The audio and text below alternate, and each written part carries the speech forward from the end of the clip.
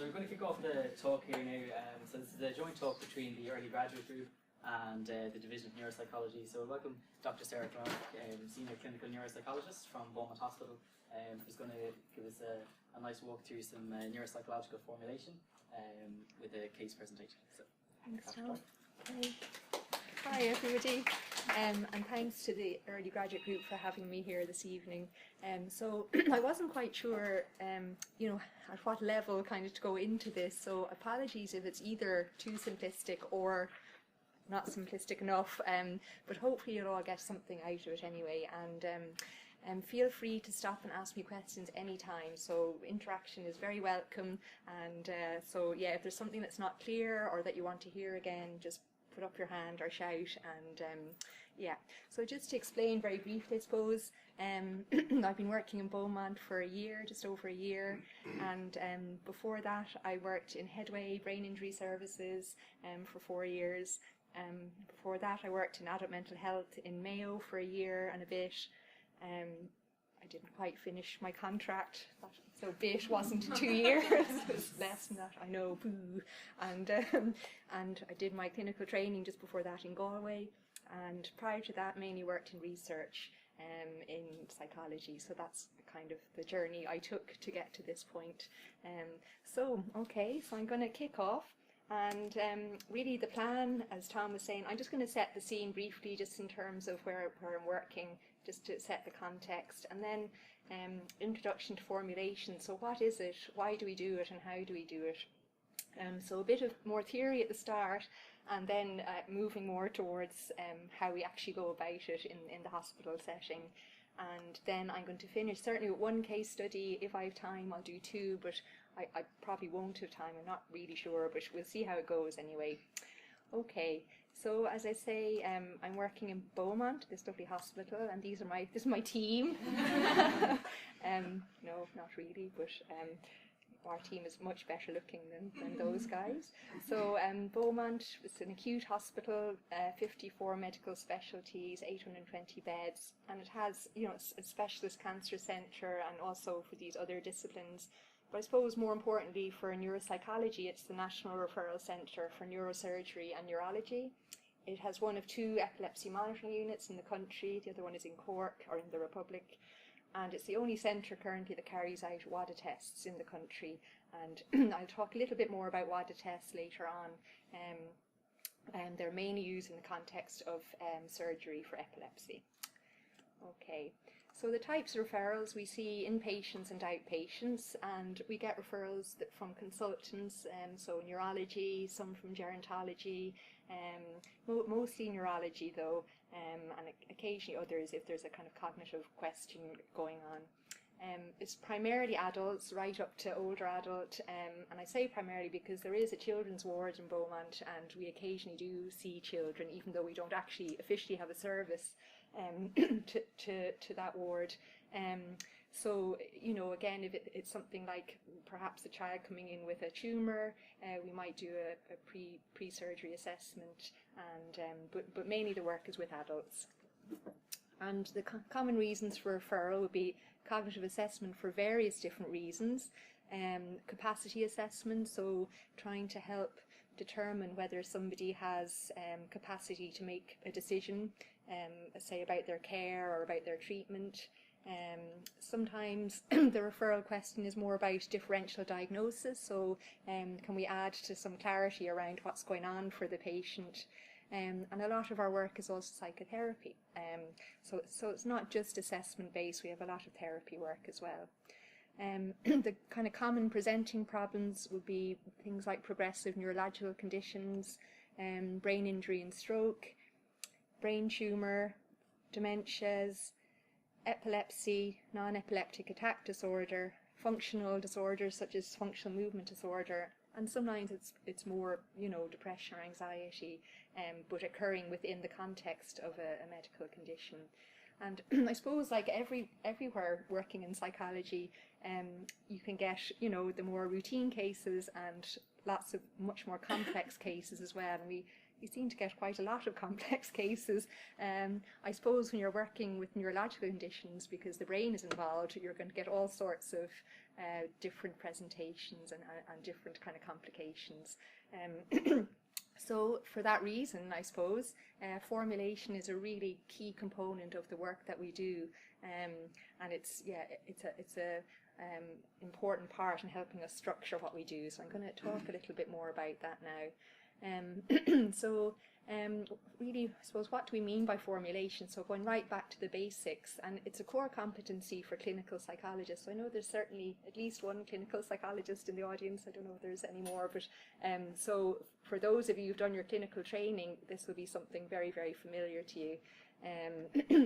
Of course, it's not, solely the realm of clinical psychology. It's a key component of work across, loads of other aspects of psychology as well as psychiatry. The roots of formulation go back to the 1950s and the emergence of the scientist-practitioner model. So clinical psychologists were started to be viewed as applied sciences, drawing on scientific evidence to generate hypotheses about their clients. So the problems became a puzzle to solve, and the other key bit was that the client or the patient themselves started to be involved in this process of problem solving. So I suppose it was developed partly as an alternative to psychiatric diagnosis, which would have been kind of more typically someone would come in and be given a diagnosis. You have schizophrenia, you have major depressive disorder, and it was more about kind of broadening out and considering other factors that may be involved, not taking that expert stance, which I'll talk about a little bit more later. And as I say, including the client in kind of helping to figure out what's going on for them. And formulation was initially mainly used principles of learning theory, and then as cognitive behaviour therapy emerged and other therapies started to include other aspects such as thought processes. So gradually has kind of, I suppose, kind of filled out a bit more from the initial kind of more learning theory based formulations. There isn't actually a universally accepted or agreed upon definition of formulation, but I don't know, maybe you're familiar with it. I came across a really helpful document from the BPS Division of Clinical Psychology 2011, and it's kind of good practice in formulation, and it's well worth a read. It's it's very clear and has a lot of the basics covered, and they propose that psychological formulation is a hypothesis about a person's difficulties which links theory with practice and guides the intervention. So it's a process, and it summarises and integrates a broad range of causal factors. So we're looking at what has brought the person to this place today when they come in and meet you in your clinic or wherever, your suite if you work in the Hermitage. So it's based on personal meaning and constructed collaboratively with service users and teams. And they're developed, so it's a process rather than just one event. So it's assessment, discussion, intervention, feedback, revision, and I'll be going through that a little bit more in terms of how that happens in practice. So yeah, that's just that document's available online, so it's quite a handy one. So just some of the, again from the same document, some of the basic principles of formulation in clinical psychology. It's grounded in theory and evidence, constructed collaboratively using accessible language. There's also scope for reflection in formulation in psychology. It's centrally concerned with personal meaning, so you can see the emphasis has been switched really from that expert position onto what something means for the individual in front of you. So not an expert pronouncement. And I quite like this. It's best understood in terms of usefulness than truth. So it's person-specific rather than problem-specific. It draws from a different range of models and factors, and I'll talk a little bit more about that as we go on. And I suppose the other thing, and maybe one of the biggest challenges of formulation, is that it integrates the information. I mean, it's one thing to list all the possible things that are going on for somebody, but one of the key skills in a good formulation is bringing that together and trying to figure out, which are the things that are actually most pertinent to the individual. Okay. And of course includes that broader cultural perspective, which is so important. So just briefly, why do we bother with formulation? What are the main purposes of it? And certainly in our setting in Beaumont, and this is true, I suppose, in most settings. One of the main purposes is to inform the intervention. So it's much more difficult to develop a targeted intervention for your patient if you don't actually know what has led to them developing the difficulties that they're presenting with. And we all know that you could have 10 people, for example, with depression, and they can all have got there by very different mechanisms, and you could try and apply a one-size-fits-all intervention, and you may capture the journey of 1 in 10 of those people. So it's really to help you individualize an intervention and identify the key bits, that you want to try and target. So selection and planning, and also maybe more so than in community settings. In an acute setting, it's also used as a tool to help with diagnosis. Formulation also helps with all of these things. So, prioritization of things.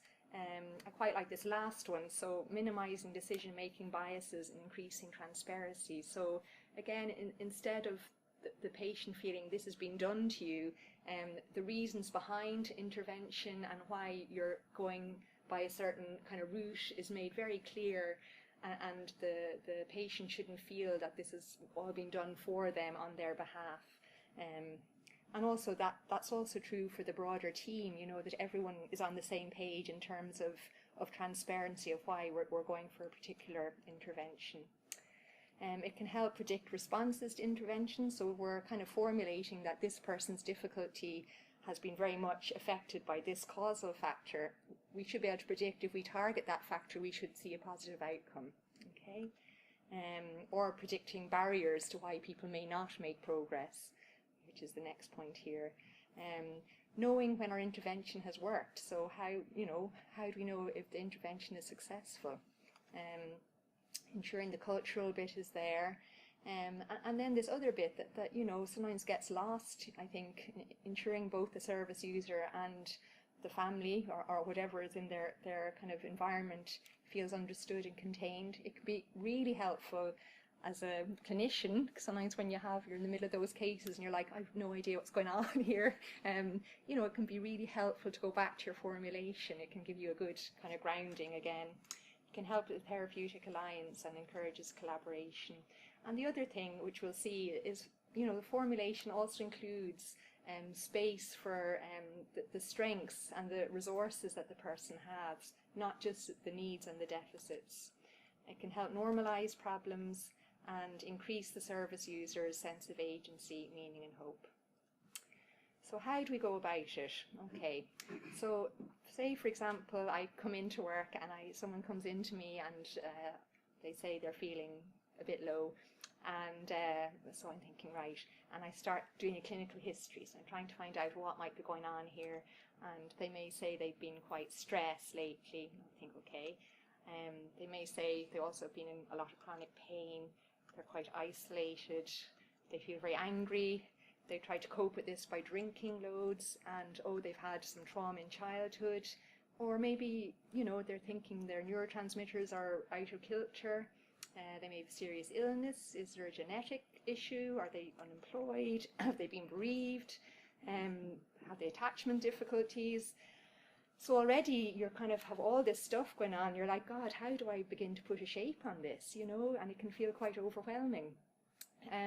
So a good place to start is with the 5 Ps. So is anyone familiar with the 5 Ps? Yeah, or is everybody familiar with the 5 Ps?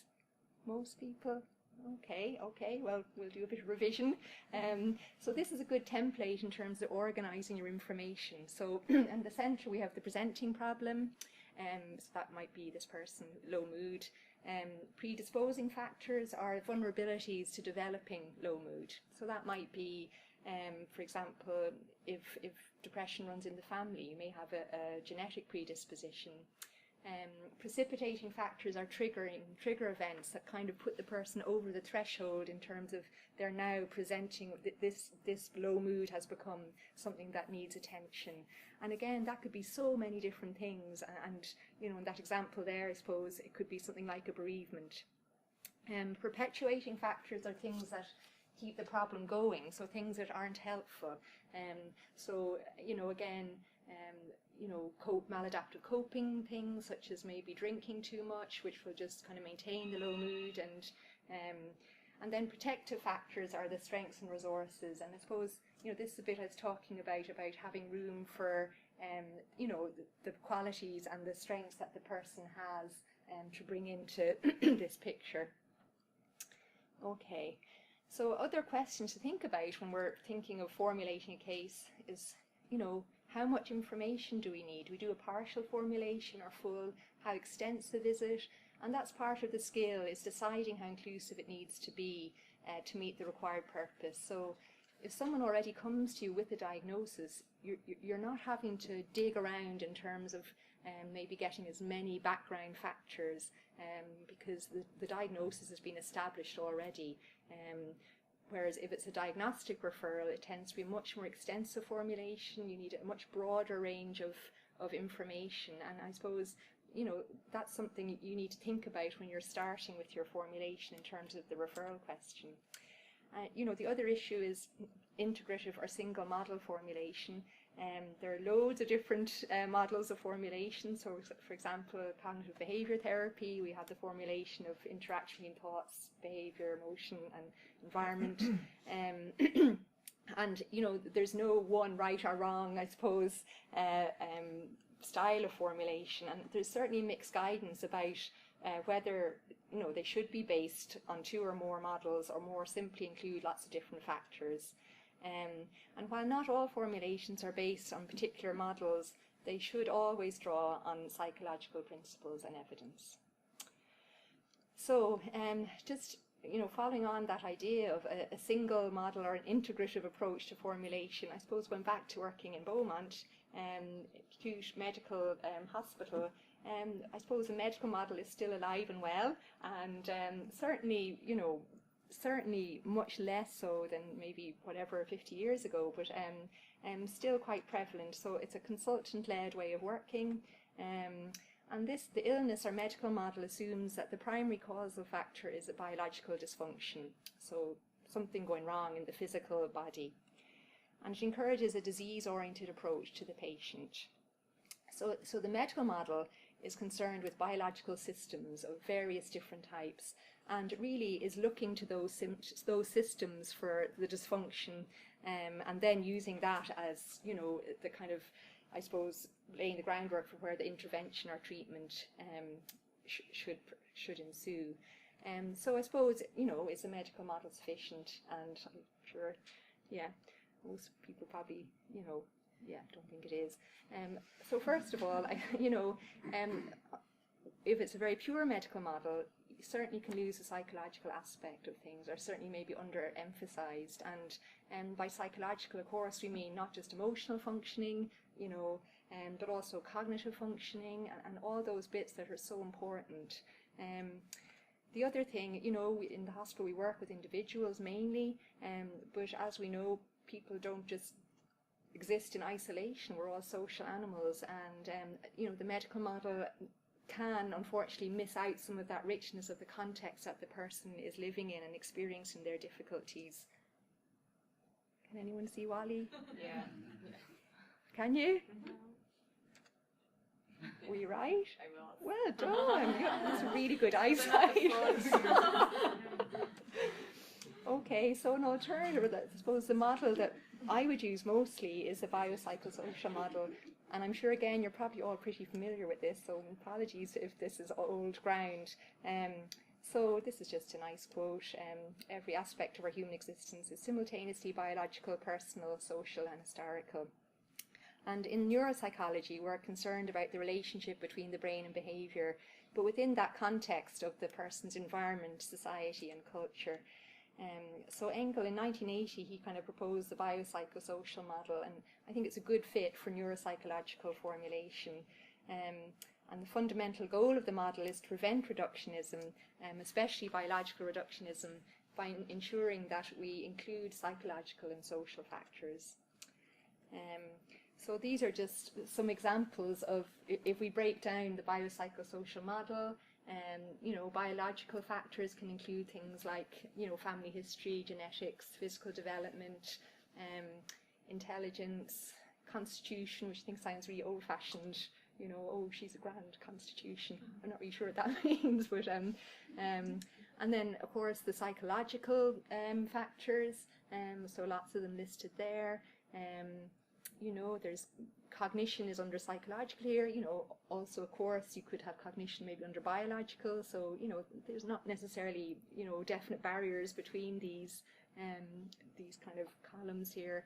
And then social things such as family makeup, peer relationships, school, culture and religion more broadly. And again, that's not an exhaustive list. It's just, you know, I suppose a guidance in terms of the kind of things to be considering when you're starting to develop your formulation. So we go back to our person who came in feeling a bit low, and we start to try and put it all together. So we're combining the 5 Ps with the biopsychosocial model, and it just again adds a little bit more structure to your information gathering, and makes it more likely that you're not going to miss something quite important. So I suppose, you know, as an example with that, you know, imaginary client with low mood, we can now maybe break it down a bit further. So, oh, there's actually, I think, a pointer here. Yeah. So in terms of predisposing factors, biological ones would include genetics and temperament. So say there's a family history of low mood, and this person was always an anxious child, okay?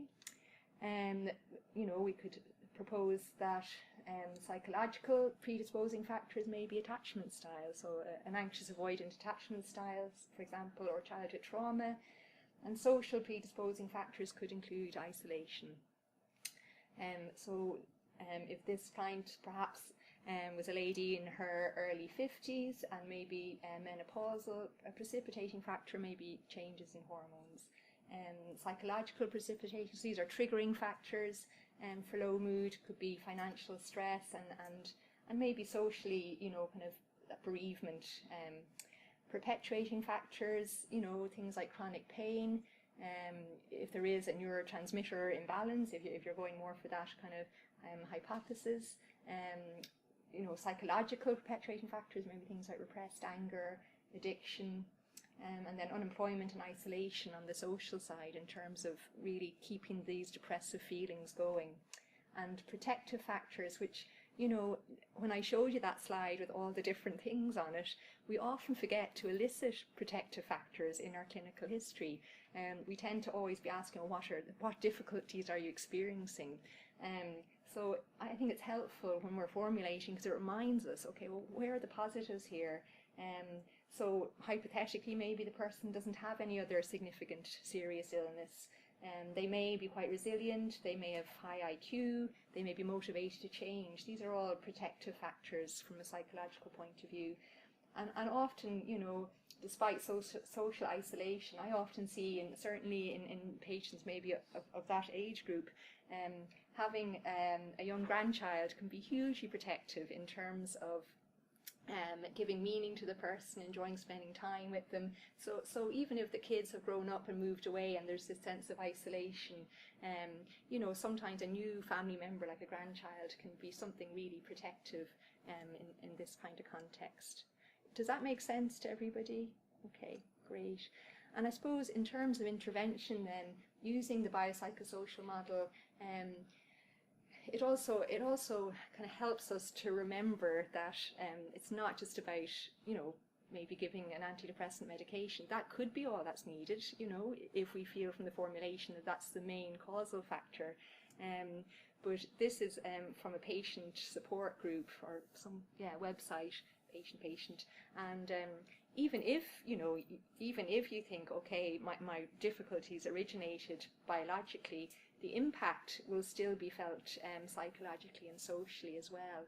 And when it comes to intervention, you know, it's very rarely just enough to go through the biological medical model.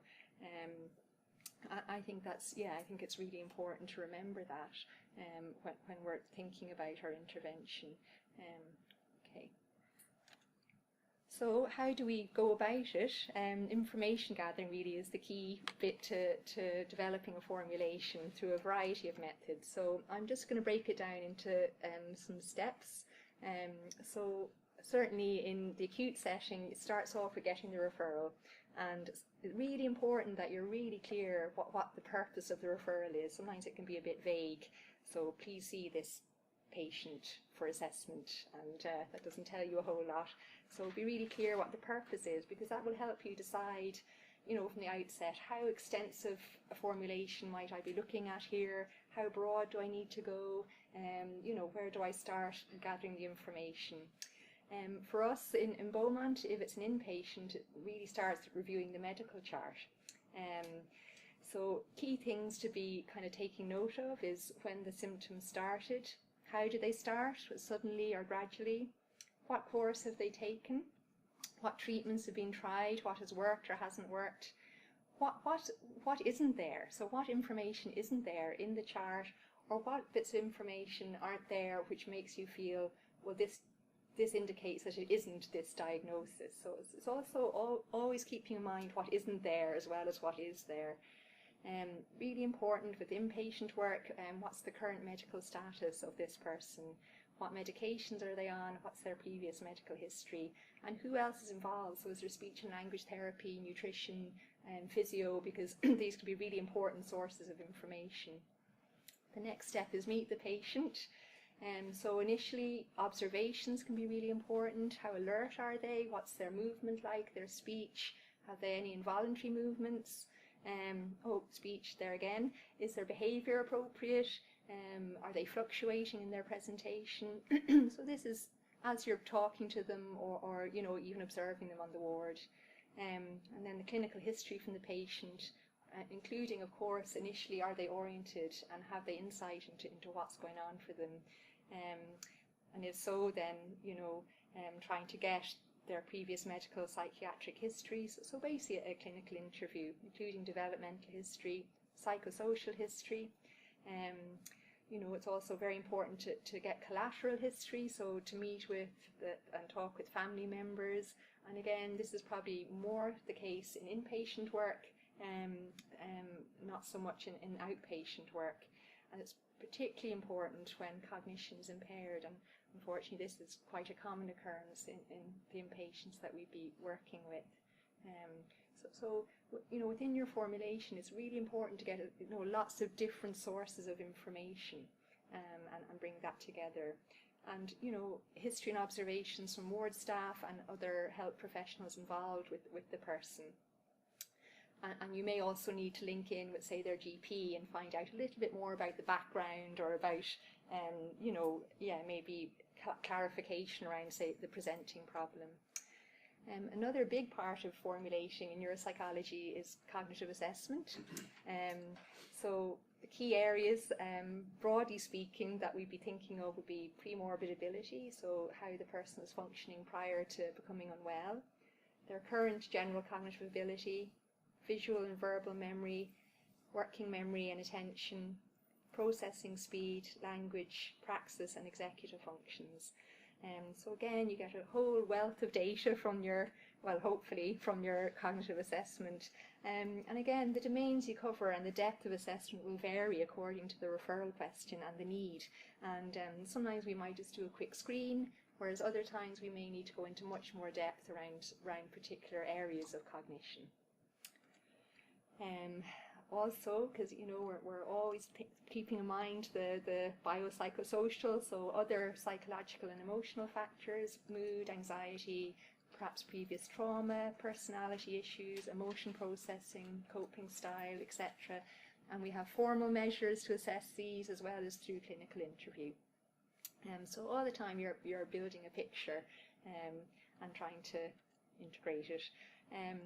In Beaumont as well, lots of other clinical and lab findings that are, you know, important to know about and to be aware of. So brain imaging is a big component of formulation for us. Well, not in every case, but in a lot of our cases. So we've structural brain imaging, MRI and CT, and functional imaging, which is telling us more about how the brain is functioning, or so which bits are lighting up during certain activities. This one is functional MRI on the side here, and it's looking at when people lie and tell the truth, the red bits are the bits that light up when we're lying, and the blue bits when we're telling the truth. And then this is a PET scan, normal brain, and then you can see here somebody with Parkinson's disease. So a big difference there. And we don't need to know how to interpret the scans, but we need to be familiar with the terminology and and the role that they play. Other key investigations that would be relevant for us are things like EEG, so electroencephalogram. Typically they're surface electrodes placed on the scalp to measure brain activity. Occasionally they will do invasive monitoring where they use depth electrodes and insert them into the brain. And this is, I suppose, key in epilepsy is the EEG studies. But also you may have a patient who's presenting with kind of bizarre fluctuations in alertness, and it could be that they're having complex, partial seizures, and EEG can help clarify that. Angiography is looking at the blood vessels in the brain, cerebral angiography, and that can be helpful for looking for things like aneurysms or blockages or things like that. CSF analysis can be helpful for things like hydrocephalus, for checking for subarachnoid hemorrhage. You may have a small amount of blood in the CSF, and for possibly tumour as well. There may be some cells present in the CSF. And the WADA test, does anyone here, apart from people from Beaumont, know what the WADA test is? Or okay, so just very briefly, it's one of the investigations we do, mainly if patients have been referred because they're being considered for surgery for epilepsy. So the most common, so epilepsy can be either localized, so starting from one particular area, or more generalized, so affecting all of the brain. And people with localized epilepsy are potential candidates for surgery in terms of if we remove that bit of tissue, we may be able to stop the seizures. The most common types of localized epilepsy is temporal lobe epilepsy, and part of the work of the neuropsychologist in working up to the surgery is to check how memory function is, because the hippocampus is in the temporal lobes, and we want to check if it's been affected by the seizures or not. If that part of the brain isn't really working well, they can whip it out without worrying too much about it, but if it is functioning well still in terms of memory, they might want to be more conservative in how much they remove. The other really important thing going for brain surgery is what side is the person's language on. So for most of us, language functions are on the left. For a small proportion of left-handed people, they're on the right. And again, if they're thinking of left-sided surgery, they need to be really careful in terms of knowing if language is on the left, they need to avoid those language areas. So the WADA test involves putting a catheter in through the groin, through the femoral artery, and inserting a line up. First they do a cerebral angiogram, so they look at the blood vessels in the brain to make sure it's all okay. And then they inject propofol, which is an anesthetic drug, and basically you're inducing a kind of a complete shutdown of one hemisphere of the brain. And while that happens, our job is to see if the person's language is present or not, and to see how their memory is functioning on the side that isn't shut down. So it's a really interesting test. If we have time at the end, I'll show you a quick clip of one of us doing one of them. But it's one of the important investigations in formulation for pre-surgery. So this is to prove we do wear scrubs sometimes when we're doing WADA tests, really only, but we always feel very important. And really, in terms of formulation, what is our role? So I suppose it's multiple. We need to have knowledge of the different conditions that are coming in through our door. We need to be aware of evidence. We need to keep up to date with the evidence, and that might include things like NICE guidelines, Cochrane reviews. We need to be able to integrate information and also identify the red herrings. What isn't relevant here? What is misleading us? What is not important? We need to be able to communicate with the patient, with family and team members. We need to avoid taking this expert position because that's really not helpful. And we need to be good at using our clinical judgment and flexible in terms of updating as we go along. And once we've gathered our information, then the challenge is integrating it, which I said it's not just about listing the stuff, it's trying to pull it together, sharing this with the patient, updating, so formulation is a dynamic process, feedback to the referrer, maybe making or supporting diagnosis, and then informing intervention. And then you can assess treatment efficacy as well. So is there any questions about any of that, or is that all fairly straightforward? So that's it. Sorry I've run over slightly, but yeah, thanks for listening. I don't know if anyone has any questions at this point, but yeah, and I hope it wasn't too stuff you're all really familiar with already. I don't know, but yeah, anyway, thanks.